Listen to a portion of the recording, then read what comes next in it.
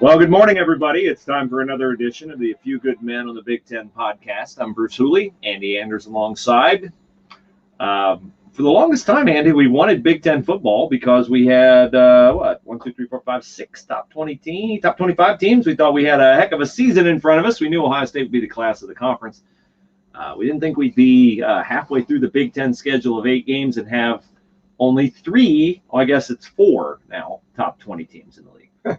Everything's topsy-turvy, Bruce. I didn't expect Penn State to be the bottom of the conference. I expected them to be the main competition for Ohio State in the Big Ten East, even without Micah Parsons, as we knew going into the season. I expected Indiana to be the surprise team of the Big Ten. You did. You called that. But I did not expect them to be a top 10 team. Number 9. I never in a million years would have guessed that. Not this year, at least. And Northwestern, undefeated, ranked 19th. And so your 2 matchups that are going to decide the divisions of the Big Ten Yes, they are Ohio State, Indiana. At noon, Saturday. And Wisconsin, Northwestern. 3:30 Saturday. Yeah. Week 5. We're going to have 2 teams with the inside lane to the Big Ten title. We expect Ohio State to be one of them because the Buckeyes are a 21-point favorite. What does that tell you? 21-point favorite. Indiana's beaten Michigan State, Penn State, and Michigan, and you're a 21-point dog? That tells me Vegas doesn't buy into the Indiana hype, obviously. Maybe they buy into the Ohio State hype more. Yes, I think so. Honestly, that'll be somewhere in the range of my scoreline for Saturday when I submit my weekly predictions. I think that Indiana, they look like a team that's riled up right now. I watched most of that Michigan State game. Tom Allen has them playing with an energy level that, is equal to any I'd equivalate it to any program in the country right now. They believe they are bought in. They do. Over there. They play with a lot of energy. They've got real weapons at the receiver and tight end position. Ty Fry, Fogel, Watt, Fillier, Peyton Hendershot, all 3 are going to challenge the Ohio State secondary, actually. I don't think Penix is Justin Fields' caliber, but he's a solid quarterback. The only thing is that defense, and I think Ohio State's going to find way too much success through the air themselves with Fields, with Olave, with Wilson. I'm not sure there's a secondary in the country that can stop that group. Nor am I. It's certainly not Indiana that can stop that group. So I think Ohio State will pull away at least come the second half Saturday. But if you're Indiana, you have to love the direction the program is moving in. And now maybe you can start to get some inroads with better recruits. Yeah, that's the key. Tom Allen has done a nice job at Indiana. I really think their ceiling is typically in a normal 12-game season. I think their ceiling is probably 9 wins, maybe 10. It's a great year for Indiana. Bill Mallory did a nice job over there years ago. Terry Hefner did a nice job years ago. I think Allen is an Indiana native. He's doing a nice job. I just think that the class of recruits that they get is a different group of recruits than Ohio State gets. And we'll see how it plays out on Saturday. I don't think the Ohio State secondary or defense is impenetrable. I expect Indiana to score, but they build those big hotels in Vegas for a reason. And I think the 21-point margin, I wouldn't be surprised if it's 45 to 24, something like that. Those guys are uncannily accurate on that. That sounds about right to me, where the score will end up. But again, just the surprise team. Now, kind of on the flip side of this, you have 2 of the bigger disappointments in the Big Ten thus far. We got a Penn State-Iowa game coming up. If I had told you, Bruce, Penn State will be 0-4 and Iowa will be 2-2 with losses to Purdue and Northwestern going into that game before the season, would you have believed me? Well, I wouldn't have because I just figured that even with the loss of Micah Parsons, and we at that point in time didn't know that Noah Cain and Journey Brown wouldn't be playing for Penn State. So they've lost 3 of their main guys, but still, 0-4, come on, you got to win at Nebraska. You got to win at Indiana. They make a play, make a smart play on offense, don't score at the end of the game. Make a play on defense, don't let Indiana get within a 2-point conversion, and make a play on Michael Penix, keep him out of the end zone. They're not making plays. When they don't have their top playmaker on defense and 2 of their better playmakers on offense, the game comes down to a play, they're not making it. And they had 500 yards of offense against Nebraska. And you got to win that game when you're 500 yards of offense. They had, 11 snaps inside the 20 in the last 4 minutes? They got no points. Yes. I know they needed a touchdown, so it's like they probably could have kicked a field goal for one of them, would have been pointless. But they're going through I mean, James Franklin's not a new coach, but 4 of his assistants are new. They put in their offense on Zoom. But I don't want to hear excuses when you're Penn State. You shouldn't be losing to Nebraska. You shouldn't be losing at Indiana. I mean, you can't. You're better than 0-4. I know that. And they're not delivering. But, Andy, just for an Ohio State reporter who's watched Penn State over the years, neither one of us are surprised that in a close game, Penn State is very good at finding a way to lose it as opposed to finding a way to win it. Well, yeah, that's been sort of James Franklin's specialty over the years. He got lucky with a blocked field goal in 2016 and gave him some sort of big game rep, but since then he's done everything to foobar it. I mean, handing it off on 4th and 5 when Trace McSorley is eviscerating Ohio State a few years ago, allowing them to come back. The year before that, you blow an 18-point lead on the road at Ohio State. With Saquon Barkley. What we just talked about, Noah Cain not knowing to fall down at the 1-yard line when he could have run out the clock against Indiana. These are mistakes that James Franklin makes week in and week out in close games that Penn State needs to win. His specialty is not game management, and that's been clear to this point. Yeah, it sure has. We are a service of our friends at American Betting Experts, one of the largest licensed sports and casino vendors in the U.S. We've teamed together to provide special gaming offers to all Landry Football followers and podcast listeners. Go to our website, LandryFootball.com. Click on the ad located in the upper right-hand side of the page. Pick among the gaming sites legal in your state. Maybe it's BetMGM, maybe it's DraftKings, maybe it's FanDuel or PointsBet. Sign up, instantly receive an account deposit match or a risk-free bet. $100 to $1,000. It's that easy. Go to LandryFootball.com, click on the ad located upper right-hand side of the page, get in on the action with a special offer from American Betting Experts. We do the A Few Good Men on the Big Ten podcast every Monday at 10 a.m. Our friends from the Big 12, in defense of the Big 12, come up at 11 o'clock. We did not have Ohio State, Maryland this week. That's the latest Big Ten game lost to COVID. The Buckeyes still have a 1-game buffer before they would be ineligible for the Big Ten title as a team that has not played 6 games. Wisconsin has consumed its buffer. The Badgers cannot afford another game lost to COVID. They took care of Michigan on Saturday night in a result that's not a surprise, I don't think, to either one of us. But 49-11 is I'm not sure, Andy, if that's more of a reflection on Wisconsin and how well they bounced back from 2 weeks of inactivity, if it speaks to their talent, or if it's more of it's both, or if it's more of a reflection on Michigan having lost 2 in a row, backs against the wall, nationally televised Saturday night, to come out and play like that. Well, as you said, Bruce, it's as usual with these things. It's a little bit of both. Yeah. The culture, both at Penn State and at Michigan right now, we've been talking about these two. One of the things I love about college football, as compared to pro sports, there is no incentive to lose. In the NFL, NHL, MLB, NBA, all 4 of them, you lose, you get higher draft picks. So 500 is basically the worst record to have. If you're not going to go to the postseason in those professional leagues, you want a terrible record to get a high draft pick. There's an advantage to it. Teams do it all the time. Yep. About a third of the league sometimes, it seems, is tanking, as it's called. Yeah.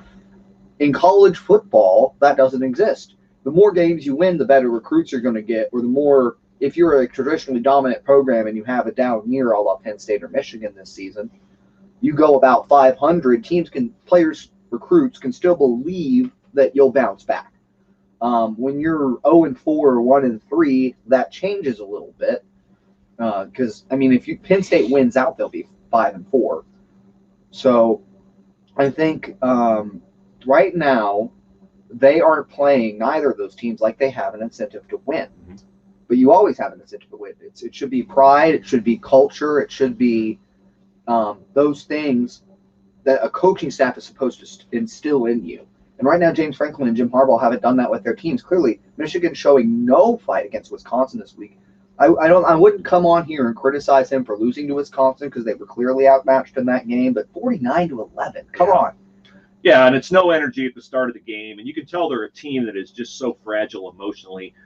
They get a bad break, I would say, on the first Joe Milton interception. It's a play that Michigan didn't make. The ball bounces through the hands of the receiver. That happens. the second interception, I have no idea how Joe Milton doesn't see that linebacker. Oh, my goodness. I mean, it was just inexplicable. He was just standing there. You're down 14-0, and it was, I mean, right then, if I'd have said this is going to get really bad, you wouldn't have been the least bit surprised. It was 28-0 at halftime. It was 28-0 at halftime last year in Madison. Not having Jonathan Taylor didn't make a difference. Michigan in this game was outrushed, not just by 2 Wisconsin running backs. They were outrushed by Danny Davis, a wide receiver, who had 7 carries for like 65 yards. They were outrushed by a Wisconsin fullback. Michigan can't run the ball. No. And I had several text message exchanges Saturday night. One with somebody who covers Michigan that I've known for 30 years. One with a national college football expert. And I said, I've never been more wrong on a guy. I said, when Jim Harbaugh came to Michigan, I thought he was Michigan's Urban Meyer. And I thought we were in for a reincarnation of the Woody Bowe 10-year war. I thought Michigan was going to be not just a Big Ten champion periodically, but a national champion periodically. I thought it was a home run hire, grand slam hire. I've never been more wrong about anything. And both of them said the same. I don't understand how they can't run it. At Stanford, he dominated the Pac-12 with multiple offensive line sets and weird formations and just punished people. They just rubbed their nose in it. They can't run it. And when you can't move people on 3rd and 1 and you can't hold people on 3rd and 1, you have zero chance to win. Absolutely. You can put me as the third person you've talked to that's in that group of totally wrong about Jim Harbaugh. I agreed with you. I thought it was a home run hire when it happened. I mean, I was younger, but I was also familiar with the history and the 10-year war, and I thought it would be a second coming of that Urban and Jim Harbaugh were going to duke it out for years on end, and that they were going to be 2 perennial powers. I thought 2016 was a preview of that, obviously, when you had the double overtime game, and JT, was he short, was he not? Curtis Samuel runs it in. That was the last time Michigan had a legitimate shot to beat Ohio State, it turns out. They haven't been close in the rivalry since that game. Going back, they've been within a couple scores maybe, but it hasn't been this run that Jim Harbaugh is on. Here's the thing, too. The reports are that Michigan, there haven't been talks behind the scenes to move on from him yet. And I think if it does happen, it'll have to be a mutual thing. I don't think they're going to outright fire him.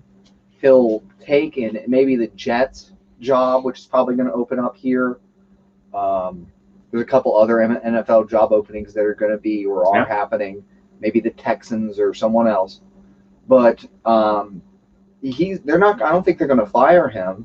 And if you stick with him, you're basically accepting mediocrity at that program. Yeah. He's never going to do better than 10 wins unless it's maybe he backs into it one year. But 10 inconsequential wins. 10 inconsequential wins, right. Maybe he lucks into an Ohio State victory one year, but you're never going to turn the momentum of that rivalry. So is this what you're okay with at Michigan? Because you know what he is. He's 6 years in. And like you said, he can't run the ball. That's been his entire identity at other places. It is big offensive linemen that can maul you. And for Pete's sakes, you have recruiting resources at Michigan that don't even – Stanford's not in the same league. No. They're worried about academics first over there. How are you able to recruit top-flight linemen, develop top-flight linemen and quarterbacks at Stanford, and then you can't come and do it at a perennial program with tons of tradition, with great Midwestern recruiting bases? All these resources Michigan has, 6 years in, he can't do it. It's wild to me. The only word I can think of is it's inexplicable. I mean, I just am absolutely astounded and dumbfounded by it. Given who he was, what he did, this wasn't a one-year lucky season, he's in over his skis kind of a thing. He was great at San Diego. He was great at Stanford. And you can say, I almost said to you in the middle of your comment, well, there's no Ohio State in the Pac-12. Well, there was when he went there. Right. USC was phenomenal when he went there. He went into USC and beat him with a third-team quarterback, with a guy who'd never started a game. He crushed the USC program. He put him out of business. He chased Pete Carroll off to the NFL. People forget that. Jim Harbaugh took his hand and pushed USC into oblivion. And he did the same thing in the NFC West. The San Francisco 49ers had talent when he went there. They weren't a dominant football team. They became a dominant, physical football team that dictated their will to opponents because of the way he coached that team. And I know he wears on people. I get it. I understand it. I can see how he can wear on people. But in college, are you telling me Nick Saban's fun to play for? Urban Meyer's fun to play for? They're not fun to play for, folks. They're fun to win with. They're not fun to play for. Those guys get in your grill and they challenge you every single day. Is survival of the fittest. So Jim Harbaugh's not like more overbearing than two guys who've won at a high level in college, but he is a complete failure at Michigan. And it doesn't give me any pleasure to say that. I know some Ohio State fans delight in that. I want Michigan to be good because when it's good for the Big Ten if they're good. I thought we'd have Auburn, Alabama, 365 days a year. I thought we'd have absolute rock fights over Ohio recruits. Harbaugh doesn't act like the state of Ohio has anyone. Oh. And most of Michigan's success all time has been, if not built on the backs of, certainly built with the lots and lots of assistance of Ohio talent. Himself being born in Ohio. Desmond Howard, Lawrence Ricks, Denny Franklin, Chuck Heater, Ed Shuttlesworth, Charles Woodson, on and on. Marcus Ray, on and on. I mean, it's crazy.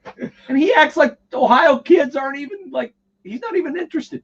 Here's the thing. People say Ohio State gets their pick. You can say it's a different era. Maybe you want to argue that look at what Kentucky's done. That's entirely on the back of Ohio recruits right now. That is a resurging program. You think Michigan couldn't have gotten those kids? The same kids Kentucky is going and climbing in the SEC with. You think Jim Harbaugh couldn't have gotten Benny Snell or some of those other big-name recruits that Kentucky has landed out of Ohio, that Ohio State maybe passes on those borderline 4-stars? Every year there's those guys. Ohio is the centerpiece of Midwestern football recruiting for a reason. It's been that way for decades, and it hasn't changed. The only thing that changed is that Jim Harbaugh, for whatever reason, won't go in and recruit it. And the thing is, he's not even doing well in state anymore. No. We talked about his lack of success in Michigan this cycle. It's not as bad as James Franklin's lack of success in Pennsylvania right now. But Harbaugh lacks an identity on the recruiting trail anymore. It used to be big physical running game like we talked about. It used to be find a good quarterback and develop him like we talked about. It used to be recruit your area. Stanford did a good job recruiting around them when he was there. He doesn't have a recruiting identity. He lacks his old team identity. He tried to develop it. Now Josh Gaddis is there trying to run the spread, which is never what he did. But you thought he needed to transition offenses to maybe that was the thing that was going to turn the program around. It hasn't. So there's no identity right now with Michigan with Jim Harbaugh at the helm. And 6 years in, it's just hard to believe that's the case. Yeah, I'm totally with you. And I think your point on Josh Gaddis is a really good point. That's not who Jim Harbaugh has been. Just the way he hired Josh Gaddis. They didn't have a history going back. They'd never coached together before. He heard about Josh Gaddis. He gave him a phone call on the right day because Josh Gaddis had just been yelled at by Nick Saban. So he's like, okay, sure, I'll take the job. And, I mean, for Michigan to be running the spread is just – I remember Harbaugh when he did his press conference at the Super Bowl, and he talked about Bo and Bo's influence on him. And he said, when I got the job, Bo called me and goes, are you going to have a tight end, Jim? You're going to put your hand in the dirt and get after it. Yeah. A fullback. Yeah. No, I'm going to run the spread with a bunch of little guys, and I won't be able to outrush a Wisconsin fullback or wide receiver or 2 running backs. I mean, just crazy. But he's not the only failure in the league this year. We talked about Penn State. They started the season ranked 9th. Now they're out of the poll. Wisconsin is holding where they were. They started 11. They're 10. Michigan is 13. They're hopelessly out. Minnesota 15. P.J. Fleck gets a pass because there's 2 bigger, surprising pratfalls in the East. But Minnesota, what's going on there? The defense lost too much. I believe Minnesota was going to have a good year coming into this one because they returned so much on offense with their quarterback, their star receiver, their offensive line was all back. They had so many pieces coming back on that offense, but the defense just hasn't been able to stop it. Anybody. No, they were a couple weeks ago. They were giving up for the season, 8 yards a carry. 8 yards a carry. I hadn't heard that. I mean, we just said Michigan can't run it. They ran all over Minnesota. Exactly. That's the thing too, is that I bought into Michigan at the beginning of the year. I had one of my roommates. He's not a huge football guy, admittedly. He's an Ohio State fan, but he doesn't. He's not a reporter or someone who really follows the sport intricately. You ask him to name who Ohio State's number 2 running back behind Teague is, he probably couldn't tell you. No offense to Steven if he's watching, but he told me, I think this is the best team Jim Harbaugh's had at Michigan after they beat Minnesota like that. And I was like, maybe pump the brakes there a little bit. But yeah, I think they're actually, Joe Milton looked like the real deal in that game a little bit. They were able to run the ball. But my goodness, that turns out, instead of being a statement about Michigan, that game is now more of a statement of how bad Minnesota's defense is. And it's absolutely killed the momentum they built from last season. It's gone now. Yeah, no doubt. So you wonder what PJ Fleck, obviously, he's not someone who's going to be on his way out at all.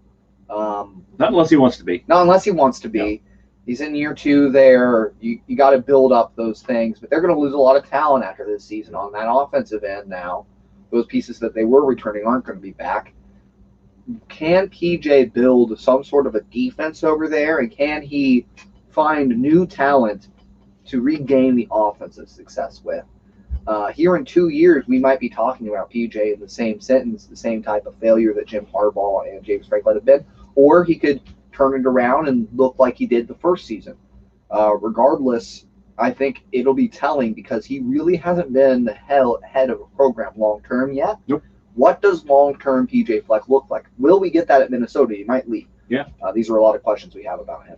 We want to thank you for watching us on the Chris Landry Football Channel on Twitch. Hit that follow button, top right-hand corner of the Twitch screen. You'll be notified every time we go live.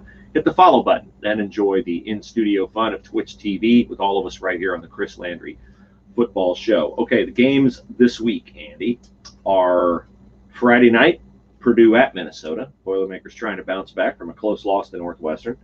Michigan State is at Maryland. We assume Maryland's going to come through COVID protocol okay, see if they can build on their 2 straight wins. That's a Saturday noon game. Wisconsin, as you mentioned, is at Northwestern. That's 3:30 Saturday, following Ohio State playing host to Indiana at high noon. That's your Big Ten kickoff, Big Noon kickoff game, and that'll have will that have the Joel Klatt, Gus Johnson treatment? Believe so. Yeah. Iowa at Penn State, 3:30. Penn State's never been 0-5.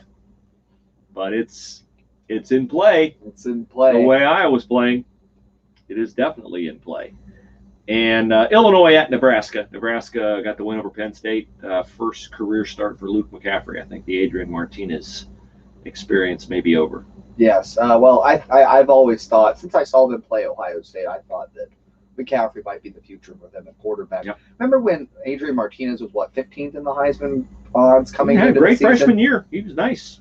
Freshman year, yeah. Whatever happens, don't know. You never know what happens to a player who has it going, and you think, boy, you really got a guy you can build around. He's going to be back 3 more years. And last year was a disappointing year, and obviously he's not playing well, or they wouldn't have moved him out. But Luke McCaffrey, he looked great when they played Ohio State. I thought he actually looked like – I thought they might be better if they just put Luke McCaffrey at tailback. He can run it. He's a nice runner, which, maybe that isn't such a revolutionary idea given what his brother's doing in the NFL with the Carolina Panthers. All right, every week we do a feature, and with some of the problems in the Big Ten, it's certainly easy to find plenty of fodder for this.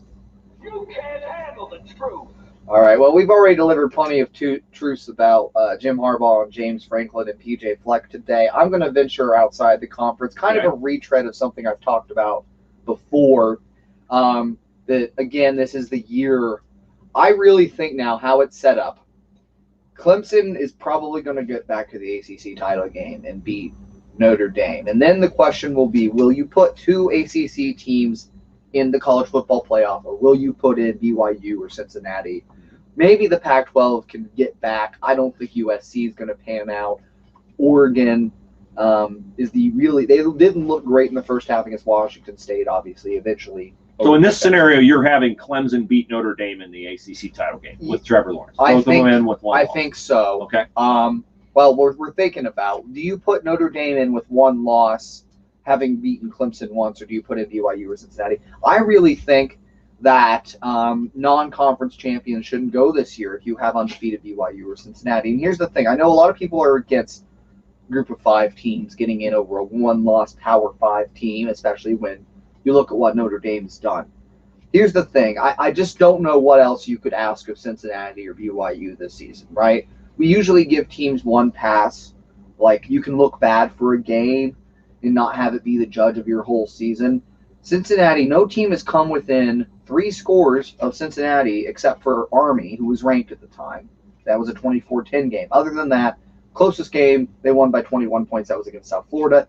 Beat, at the time, 16th ranked SMU 42-13. They head on the road to Tulsa to close their season. This week they're at Central Florida, which Central Florida is a solid 5-2 team.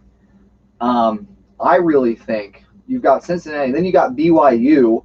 BYU hasn't had anyone come within 17 of them except UTSA, a game that really shouldn't have been that close, 27-20. But again, like I said, you usually get that one pass as a team. Mm-hmm. This week looked dominant against Boise State, 51-17. Well, that might have been 2 weeks ago. Anyway, they have 2 easy games to close their season. They don't have a conference championship as an independent team. They have North Alabama and San Diego State to close. I don't see them losing either of those games. Honestly, I would put in either of them above any non-conference champion. I think this is the year to finally put a group of 5 team in the playoff. I've said it before. Wow. If Clemson beats Notre Dame, I honestly think Cincinnati, undefeated Cincinnati with an American Athletic Conference title, or even undefeated BYU with a potential Heisman candidate at quarterback, deserves a shot.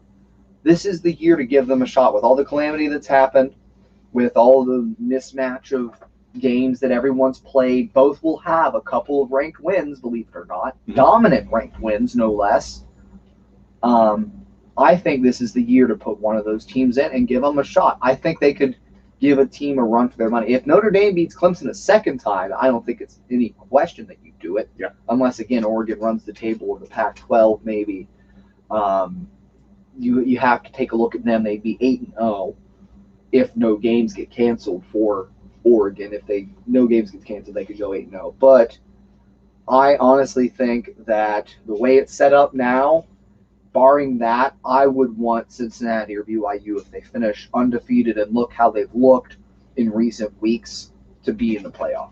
Okay, there you go. I can't dispute that either. I do think Notre Dame better keep its eyes on the prize against North Carolina and Syracuse. Oh, yes. I wouldn't count either one of those as impossible games. Pulled upsets in the past, for sure. Yeah, for Notre Dame to lose. You can't handle the truth. All right, I know he's an alum, and I know he's a legend, and I know it's messy. But if Jim Harbaugh's not going to bow out, you got to fire him. I know it's hard for Ward Manuel, and it fractures a relationship. Time heals all wounds. The fact of the matter is there have been tough decisions made in the past, notably at Ohio State, when the program has to be bigger than the coach. It just does. Jim Tressel was caught in that. Urban Meyer was caught in that with the Zach Smith thing, suspending Urban Meyer. The program is always bigger than the coach, no matter who the coach is. Firing Woody Hayes. The program is bigger than the coach.